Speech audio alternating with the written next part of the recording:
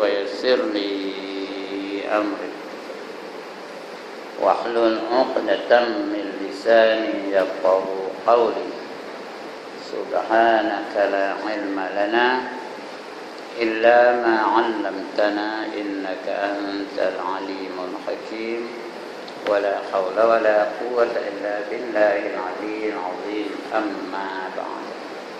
Yang dimuliakan Tuan Pengerusi dan ahli-ahli Jabatan Kuasa Masjid, yang berbahagia Tuan-Tuan Imam, Tuan-Tuan Bilal, Tuan-Tuan Guru, Ustaz-Ustaz, Ustazah-Ustazah, pemimpin-pemimpin di tempatan masing-masing, seterusnya Tuan-Tuan, Puan-Puan, hadirin hadirat, muslimin muslimat yang dirahmati Allah sekalian.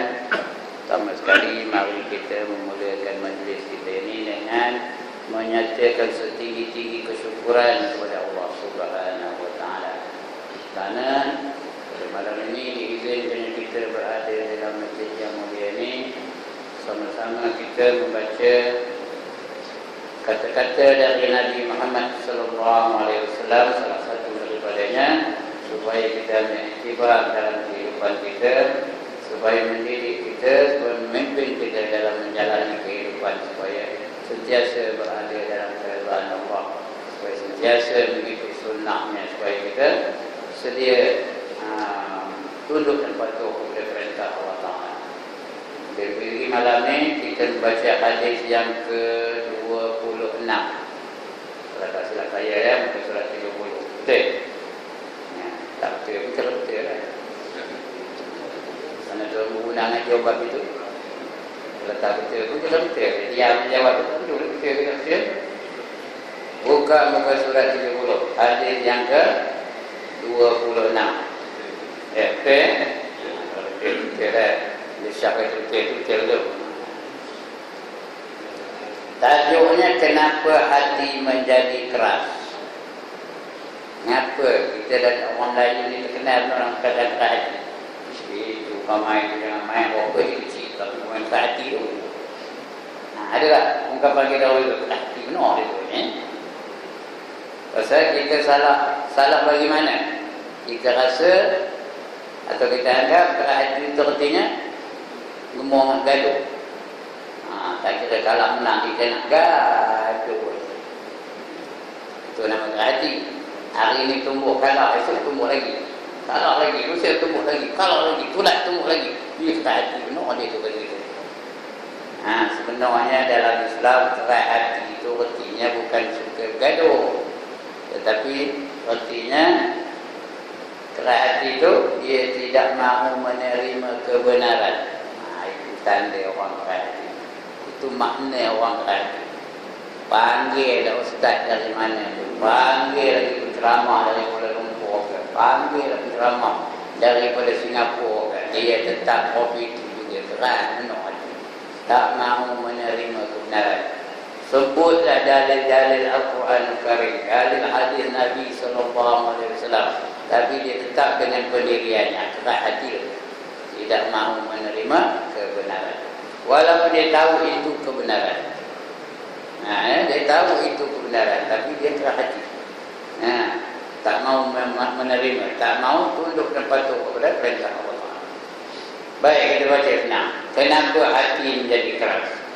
An Ibn Umar radhiyallahu anhuma qala Rasulullah sallallahu alaihi wasallam, la tuksirul kalama bi ghairi zikrillah fa inna kasratal kalami bi ghairi zikrillah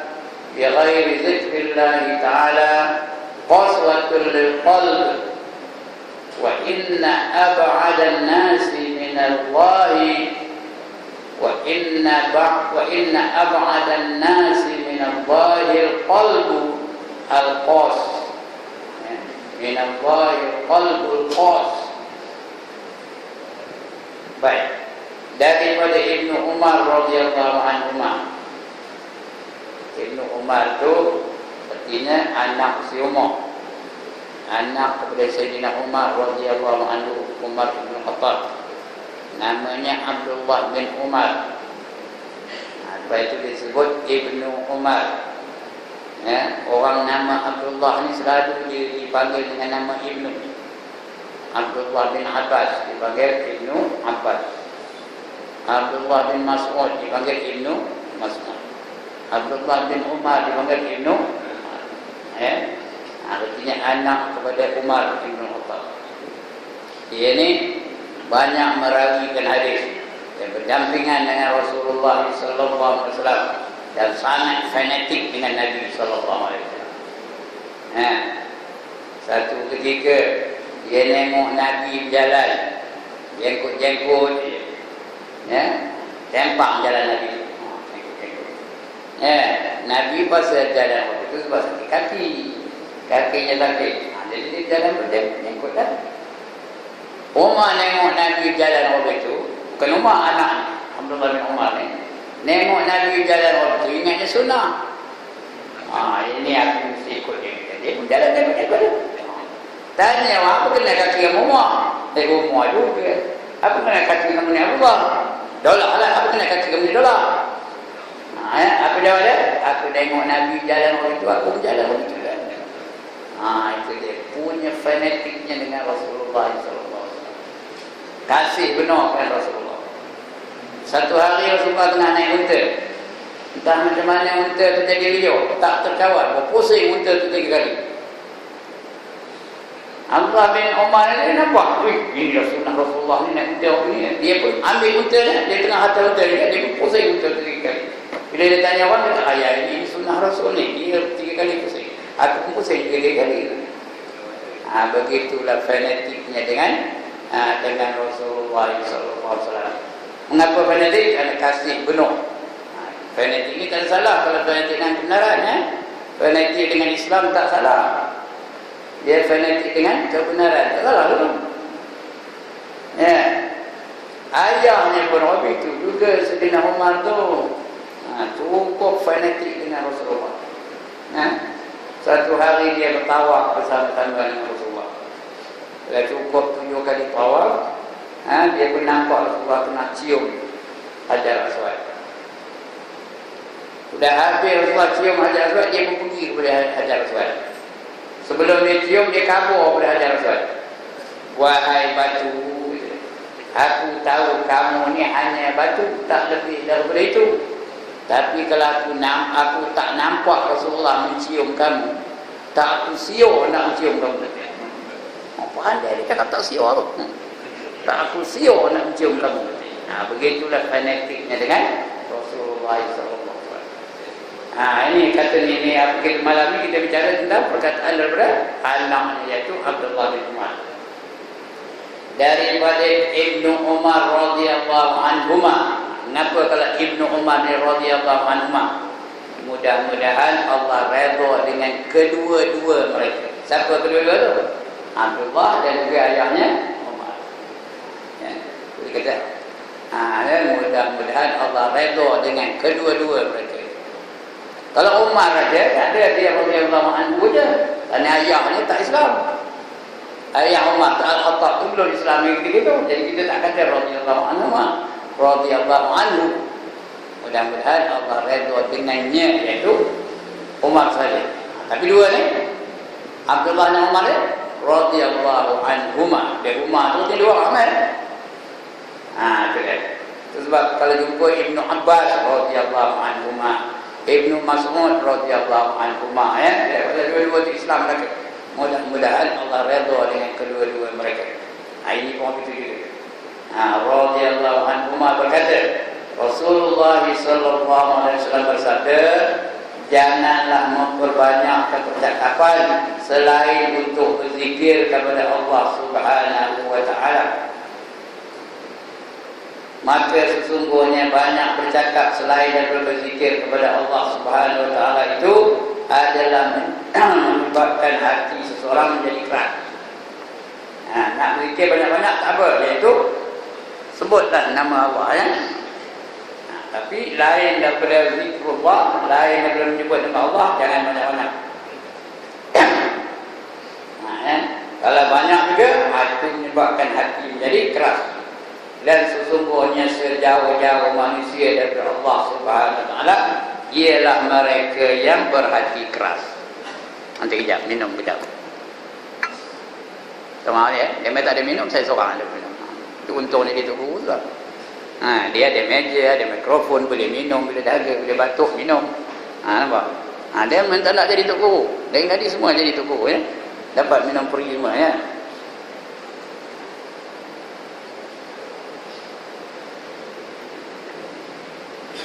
Alhamdulillah.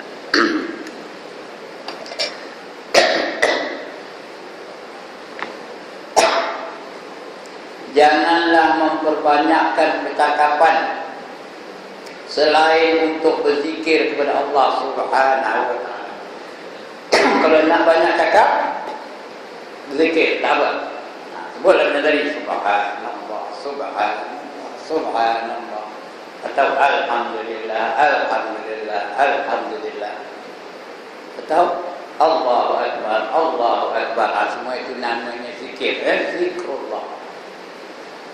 Dalam Quran Allah berfirman, ya ayyuhalladzina amanu dzkurullaha dzikran katsiran.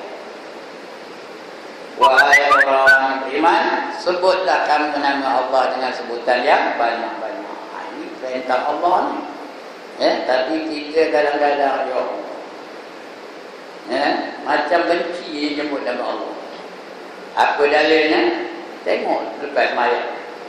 Lepas salam dia dah ramai yang bangkit. Assalamualaikum warahmatullahi, assalamualaikum warahmatullahi. Sudah kebanyakan yang baik lagi. Taubat. Taubat. Naik baik. Apa baik? Kumbat. Belum apa-apa lagi sudah kumbat.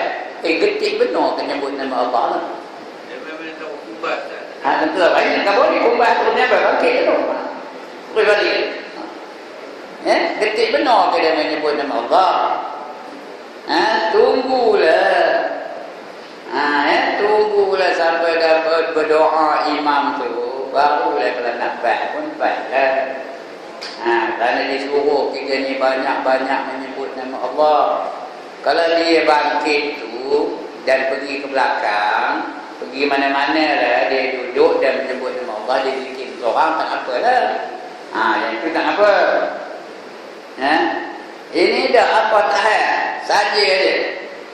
Bangkit baik, mayang tu botol balik. Tak apa tahu tak boleh. Kenapa ketik benar kena sebut nama Allah? Sedangkan Allah suruh sebutlah kamu akan nama Allah dengan sebutan yang banyak. Nabi pada sebut, ada sebut man kana yu'minu billahi wal yawmil akhir falyaqul khairan aw liyasmut. Barang siapa beriman dengan Allah dan hari akhirat, hendaklah dia bercakap yang baik-baik atau lebih baik diam. Kalau tak ada benda yang baik nak cakap, tak usah cakap, diam, itu lebih baik. Nak cakap dia yang baik-baik, maka sebaik-baik perkataan ialah zikrullah. Banyak zikirnya. Subhanallah, subhanallah, itu yang terbaik. Alhamdulillah, alhamdulillah, Allahu akbar, Allahu akbar, Allahu akbar. Itu yang terbaik itu ya. Ya Dzal Jalali wal Ikram, ya Dzal Jalali wal Ikram, ya Latif, ya Latif, ya Khabir, ya Alim, ya Ghaffar. Itu semua zikrullah betul. Tapi antara banyak-banyak zikrullah itu, yang paling afdal, yang paling bagus, yang paling dituntut ialah menyebut kalimah la ilaha illallah. Zikrullah tu banyak. Ya seperti subhanallah pun dia, Allah akbar pun dia, alhamdulillah pun zikrullah, ya latif pun dia namanya zikrullah, ya khabir pun zikrullah. Tapi daripada yang banyak-banyak itu, paling afdal, paling bagus, paling dituntut ialah kalimah la ilaha illallah. Sebab itu tekong-tekong nak berzikir, apa selalu sebutnya, kalau ada dah tekong-tekong untuk Ustaz Wahab ke bawah majlis tahlil, apa sebutnya sebelum tahlil tu? Afdalul zikri fa'lam annahu la ilaha illallah. Apa artinya? Seafdal-afdal zikir, ketahuilah olehmu, iaitu la ilaha illallah. Itu seafdal zikir. Itu sebab la ilaha illallah itu banyak namanya. Di antaranya afdal zikri tadi. Di antaranya namanya kalimat tauhid. Di antaranya namanya kalimat syahadah. Di antaranya namanya kalimat thayyibah. Ini Allah yang memberi gelaran ini kalimat thayyibah. Alam tara kaifa daraballahu masalan kalimatan thayyibatan kasajaratin thayyibah asluha sabitun wa far'uha fis sama'. Tu'ti ukulaha kulla hinin biizni rabbiha wa yadribu Allahu al-amsala lin-nas la'allahum yatazakkarun. Kata Allah dalam surah apa? Kuis perdana yang malam ini dalam surah apa? Ya Allah, tengok ni, surah apa? Surah apa? Ya Allah, nampak ni, surah apa? Surah Ibrahim. Hebat orang nama Ibrahim. Surah mana ada? Mana ada surah nama Syah? Tak ada. Yang ada surah Ibrahim ada. Apa artinya? Apa artinya? Apakah kamu tidak perhatikan bagaimana Allah bandingkan kalimat thayyibah laksana sebatang pokok yang akar tunjangnya jauh ke bumi dan pucuknya melonjak ke langit. Dia mengeluarkan buah-buahan dengan izin Tuhannya. Allah jadikan bandingan ini, Allah datangkan bandingan ini kepada manusia agar mereka dapat peringatan. Daripada ayat ini Allah bagi tahu kita bahawa Allah membandingkan kalimah la ilaha illallah itu macam sebatang pokok. Kenapa pokok? Kenapa tidak gunung? Lagi kuat. Kenapa tidak langit? Lagi kemas. Kenapa tidak bumi? Lagi besar. Kenapa gunung? Kenapa pokok? Kena kajilah karakteristik sebatang pokok. Pokok itu kalau akarnya jauh ke dalam bumi, tegak ke tak tegak pokok itu? Kukuh ke senang tumbang. Kukuh benar datang angin ribu bertiup pun dia tak akan cabut. Kerana akar tunjangnya jauh ke dalam bumi. Yang gugur hanya ranting-ranting yang reput dan daun-daun yang kering. Itu saja yang gugur. Lain tak ada gugur. Tahan diuji pokok. Begitulah manusia. Kalau imannya jauh daripada lubuk hatinya, dia akan tahan diuji. Tak mudah goncang, tak mudah berubah, tak mudah gugur. Tak ada lah sebab nak kahwin orang tukar agama. Sebab nak kahwin dah tukar agama. Dulu Islam kerana nak kahwin dengan Hindu, jadi orang Hindu. Pasal apa? Imannya tak jauh dari dalam, di dalam hati. Di permukaan hati dia saja. Tapi kalau jauh dia tak mudah. Lantaklah orang uji dengan apa-apa sekalipun, dia tetap akan mempertahankan iman. Macam Rasulullah sallallahu alaihi wasallam iman macam mana? Macam-macam ujian yang dihadapi oleh baginda. Diuji dengan kata nista, dihina, dimaki, dia tetap mempertahankan iman. Lepas itu diuji dengan pujuk rayu, dipujuk ya wahai Muhammad, kalau kamu nak meninggalkan dakwah kamu ni, kami bagi apa yang saja kamu dah. Kamu dah apa? Nak rasuah lah tu.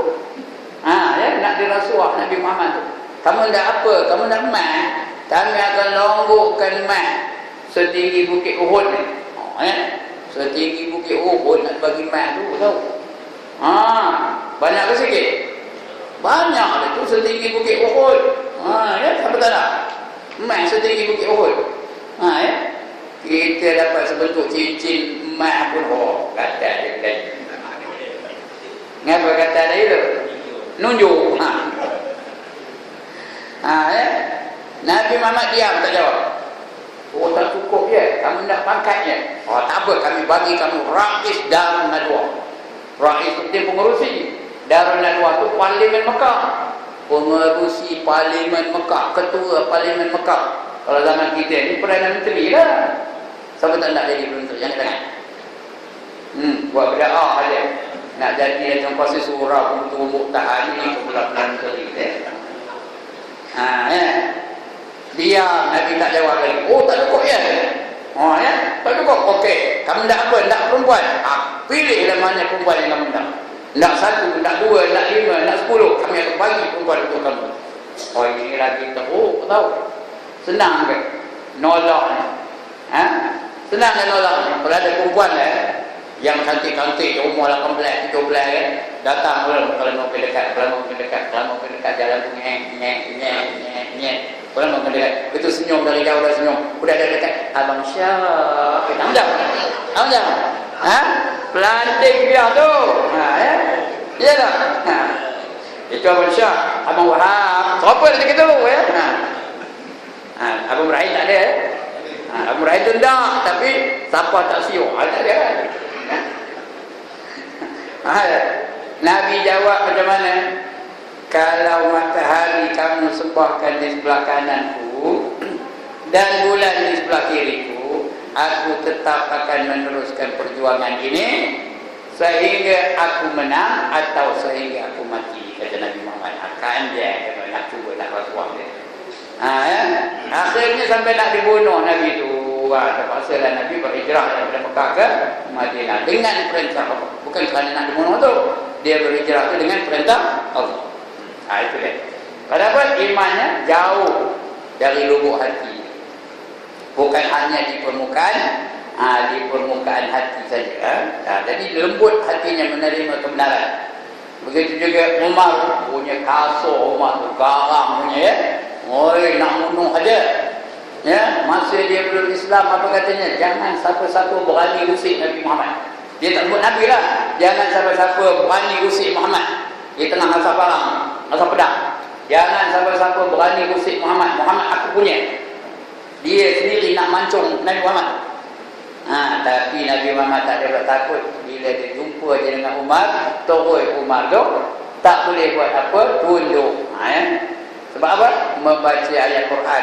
Quran dari dia baca surah Taha. Udah ucap muka tu, terus tunduk melutut di hadapan Nabi dan mengucap 2 kalimah syahadat. Lepas aja dia mengucap, sentiasa dia menangis waktu malam. Lembut hatinya, tak ada kekal hati. Sentiasa aja malam-malam. Sampai diriwayatkan dia asal malam kerjanya apa? Muka belakang dengan rotan, tahu? Ngempuk belakang dengan rotan. Rasakan kamu Umar. Dia sendiri ngabur dia. Dia ngabur pada diri dia. Rasakan kamu Umar penderitaan dalam dunia ini sebelum kamu disiksa di akhirat. Mana orang tahu? Setelah dia mati. Bila dia mati, tengok belakang tu nampak bekas-bekas rotan. Bila ditanya kepada isterinya, itulah dia perangai dia. Setiap malam merotan dirinya sendiri kerana dia takut tersiksa daripada Allah Subhanahu wa taala. Lembut hati. Setelah dia keras tu begitu keras sebelum Islam, sudah masuk Islam, lembut hati. Itulah dia.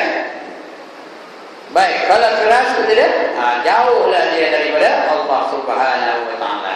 Maka sesungguhnya banyak bercakap selain daripada berzikir kepada Allah Subhanahu wa taala itu adalah menyebabkan hati menjadi keras. Dan sesungguhnya sejauh-jauh manusia daripada Allah Subhanahu wa taala ialah mereka yang berhati keras. Ini bukan saya nanti ni, Nabi apa ni? Yang dalam hati saya mati aja. Orang yang paling jauh dengan Allah ialah orang yang keras hati. Jadi kalau hati kita keras, sepertinya jauh kita dengan Allah. Bila jauh dengan Allah, jauh dengan Rasul, jauh dengan manusia. Bila jauh dengan manusia, jauh dengan syurga. Bila jauh dengan syurga, dekat dia dengan neraka. Dia macam orang bakhil juga. Orang bakhil itu jauh daripada Allah, jauh daripada manusia, jauh daripada syurga, dan dekat dengan neraka. Okey. Itu dia punya apa teks ni. Dia punya teks tu, jangan banyak cakap selain daripada berzikir kepada Allah Subhanahu.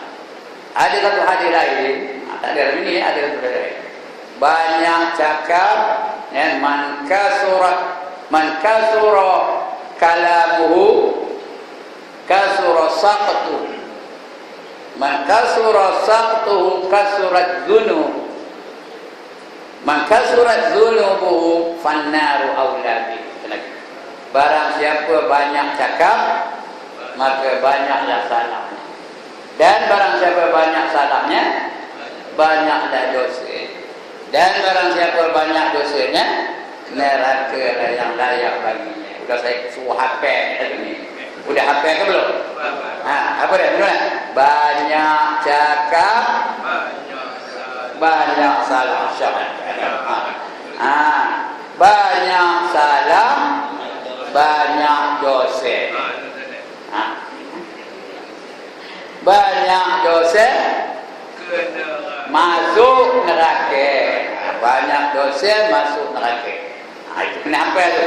Ini maksud hadisnya, bukannya lombok-lombok ni dah. Kita pun kalau zikir tak apa banyak.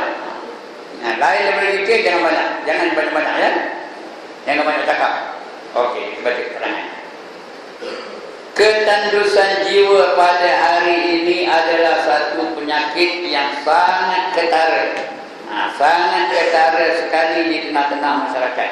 Ketandusan jiwa, artinya jiwa tak kuat. Tak tabah menghadapi ujian-ujian dari Allah. Selalu mengalah, selalu surrender dengan ujian-ujian. Itu namanya ketandusan jiwa. Tak boleh kuat macam jiwa-jiwa sahabat. Tengok bila bin Rabah ditangkap, dijemur, dihentak dari dihentak, dada dengan batu. Apa jawapan? Ahadun, ahadun, ahadun. Allah yang esa, Allah yang esa. Begitulah sahabat dulu mempertahankan imannya. Dari kita sekarang ni dah tak ada orang itu. Mungkin sekarang ni dilatih, apa namanya, yang dilatih imannya supaya kuat, yang dilatih jiwa supaya tidak tandus, iaitu pejuang-pejuang di Palestin itu. Itu memang dilatih, ya. Pejuang-pejuang Palestin itu, Brigade Al-Qassam. Ada pernah dengar tak Brigade Al-Qassam itu? Mereka itu memang dilatih dari kecil. Dari kecil lagi, sebab itu nak menyertai Brigade Al-Qassam itu bukan barang orang. Dia yang pertama mesti hafal Quran. Yang kedua mesti sembahyang berjemaah. Yang ketiga mereka itu diterbalikkan dengan sabda Rasulullah. Dia tak nak ikut sabda Rasulullah. Kata Rasulullah, akhir zaman nanti, ya, umat-umat aku akan ada satu penyakit namanya al-wahnu. Tanya sahabat kepada Rasulullah, wa mal wahnu ya Rasulullah? Jawab Rasulullah, apa? Hubbud dunya wa karahiyatul maut. Apa dia? Cinta dan dunia dan takut nak mati, bencikan mati. Tapi orang Al-Qassam ni diterbalikkan. Tak nak hubbud dunia, tak nak wa karahiyatul maut, diterbalikkan. Memang dilatih supaya terbalik. Dia jadi apa? Hubbul maut wa karahiyatul dunia. Apa dia? Sukakan mati dan benci kepada dunia. Sebab itu tuan-tuan yang ada internet, kita tengok yang mati-mati, yang syahid-syahid, mana rupanya? Yang 3 orang yang mati itu mana rupanya? Senyum aja, tenang aja. Kadang dia seronok nak mati. Kalau orang begitu ni tak ada lah. Dia yang pertama mesti hafal Quran. Kalau inna ta'ina tak hafal lagi. Qul ya Muhammad bihabib jenuh, wala ana abidun ma abattum wala antum abiduna ma a'bud wala ana abidun ma abattum wala antum abiduna ma a'bud menuh ya, wala ana abidun ma abattum wala antum abiduna ma a'bud menuh lagi, wala ana abidun ma abattum, berbalik-balik. Di belakang tu ada seorang mama, dia juga cendol. Dia kerja juga cendol. Apa itu imam ni? Bila nak habisnya? Sudahlah tak ada. Weh, lakum dinukum tanam mereka. Dia pun lakum dinukum waliyati. Kalau apa itu berhenti ya. Jangan harap dia nak diterima sebagai ahli Brigade Al-Qassam. Okey, cerita lain. Jadi sekarang ni ketandusan jiwa sudah menular ke dalam masyarakat, di tengah-tengah masyarakat. Banyak orang yang bersusah hati, gelisah dan tidak merasakan ketenangan fikiran dalam kehidupan, walaupun ia telah memiliki segala kemudahan yang dihasilkan oleh teknologi moden pada hari ini.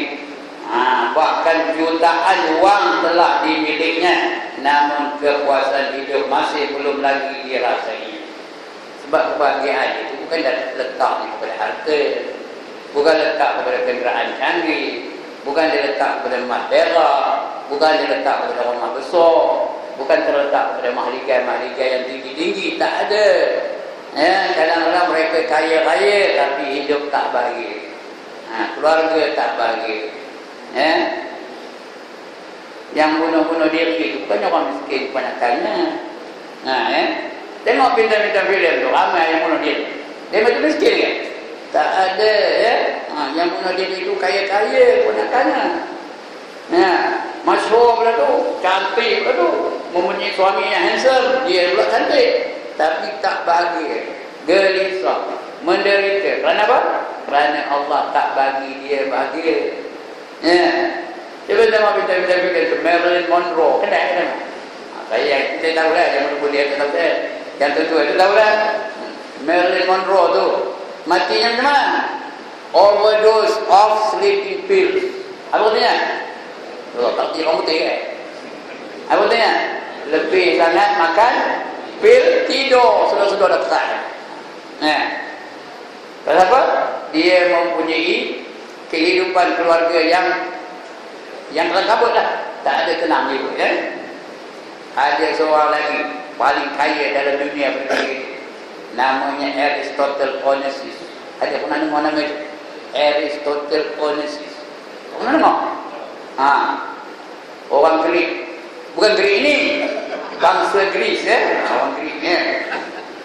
Pendapatan dia $500 sehari. Pendapatannya $500 sehari. Sehari itu bukan bulan, ya. Itu pendapatan dia. Kaya raya, 4 kali cuba bunuh diri, tak berjaya. Akhirnya mati keseorangan. Tanda bahagia ke menderita tu? Bahagia ke menderita waktu itu? Menderita lah walaupun kaya raya. Begitulah juga yang lain-lain. Cari yang lain-lain. Kenapa? Kerana mereka tak dapat kebahagiaan. Kebahagiaan datang dari Allah Ta'ala. Allah bagi bahagia. Bukan dari harta, bukan dari dari gadget-gadget yang ada, bukan dari kenderaan-kenderaan yang ada, bukan dari mahligai-mahligai yang tinggi, tak ada. Bila Allah bagi bahagia, bahagia. Hendak tenang jiwa, macam banyak berzikir kepada Allah Ta'ala.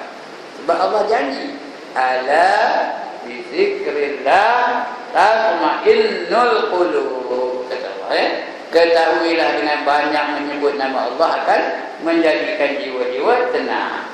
Ini remedi untuk semua orang ni, untuk kita, untuk orang kata. Kalau tidak tenang jiwa, kena banyak berzikir dengan Allah SWT. Kenapa Allah janji? Itu yang saya beli tu, lepas salam baik,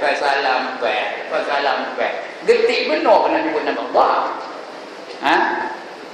Marah benar kan sebut nama Allah tu, benci benar dengan Allah. Tengok kalau lebih ni, Faisal. Banyak tu sikit-sikit. Lebih-lebih lepas subuh, tuan-tuan dan puan-puan. Apa lagi penantinya? Orang yang paskat lain lah. Ini orang yang dah pensi. Apa lagi? Orang yang dah pensi, apa saya? Apa buat? Banyaklah berzikir dengan Allah Subhanahu Wa Taala. Sebab kita bukan ada paskat pun, ada paskat dia. Mana ada? Banyaklah berzikir. Ini saya nyebut diri saya ni. Dan kerana saya mengajar cakap kuat tuan-tuan sekali lah, ya. Ini semuanya berpunca dari hati yang keras. Kenapa diketandusan jiwa tu? Sebab hati dah keras. Hati keras ni tak mau dengar kebenaran, lantak. Orang ngaji ni, dia tak si orang ngaji. Orang ngaji dia memang ada ke gurunya. Dia mah yang keras hati tu duduk belakang sana. Lantak. Belakang luar. Kalau dalam ni dia tahan sikit lah. Ini saja duduk nyandor keluar. Sini tak ada kan tempat lain dekat sini, ya. Tempat lain ada begitu, Kalau ada tu guru ngajar, bukan nama nak dengar benda. Dia sembang. Kalau di luar tu dia sembang. Lantak lah. Nak marah-marah nak buat. Bulan depan telefon Ustaz tak payah datang lagi. Apa? Tak datang. Itu dia. Keras, hati itu keras. Tak mau lembut, tak mau luntur kepada kebenaran.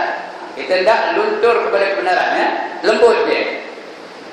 Jiwa yang tandus dan mata yang tidak pernah menangis kerana takut kepada Allah Subhanahu wa taala. Payah benar nak nangis. Kadang-kadang depan Kaabah pun tak nak nangis lah. Rasa nak keras benar. Depan Kaabah pun kalau tak boleh nak nangis lagi, memang keras benar hati. Ya. Tambah kita semayang di Madinah, kita Mekah di Madinah pun. Ya, kita semayang belakang. Ya, bila kita sebut Assalamualaikum ayyuhan nabi wa rahmatullahi wa barakatuh. Kita bagi salam kepada Nabi. Nabi itu di mana? Nabi itu depan kita. Kubur di depan kita. Kalau tak terasa lagi, tak terusik lagi, memang tak hati penuh.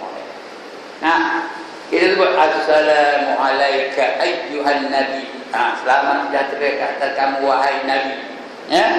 Mudah-mudahan Allah rahmati kamu dan berkati kamu. Tak terasa ke?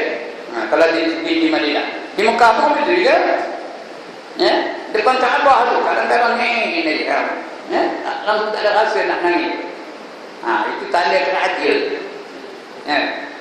Patutnya bila lepas tawaf widang tu, tawaf goodbye tu, kita terasa minta untuk yang kau janganlah jadikan ini kali terakhir aku tawaf kepada kamu. Berilah kesempatan ke waktu yang lain supaya aku juga boleh datang lagi berjumpa dengan menghadap